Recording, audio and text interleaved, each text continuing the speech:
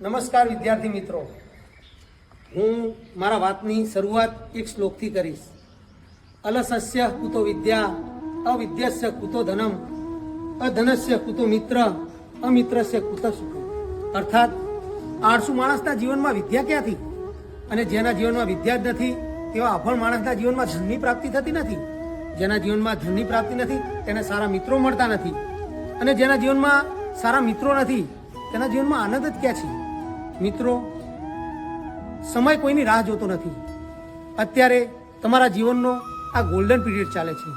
આપ ધોરણ 10 અને 12ની બોર્ડની પરીક્ષા આપવા જઈ રહ્યા છો ત્યારે આ પરીક્ષા બાદ તમારા જીવનમાં અનેક દરવાજાઓ ખુલશે. તમારો જીવન વિકાસ ક્યાં છે તે તમારે નક્કી કરવાનું છે. પરંતુ ફક્ત નક્કી કરવાથી નહીં ચાલે, તેના માટે અથાગ પરિશ્રમ જોઈશે. હું ઘણીવાર કહું છું કે આ પરીક્ષા એ જીવનની અંતિમ પરીક્ષા તો નથી, પરંતુ એનો મતલબ એ પણ નથી કે શિક્ષણનું મહત્વ નથી. તમારા માતા પિતાએ કેટલા સપનાઓ, કેટલા અરમાનો તમારી સાથે જોડાયેલા છે. જીવનમાં આ ધ્યેયને પહોંચી વળવા માટે, ઉચ્ચ ધ્યેયને પહોંચી વળવા માટે અથાગ પરિશ્રમ જોઈશે.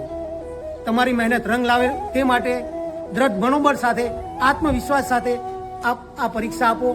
જીવનમાં આપ સફળ થાઓ તેવી હું શુભકામના પાઠવું છું. જય માતાજી.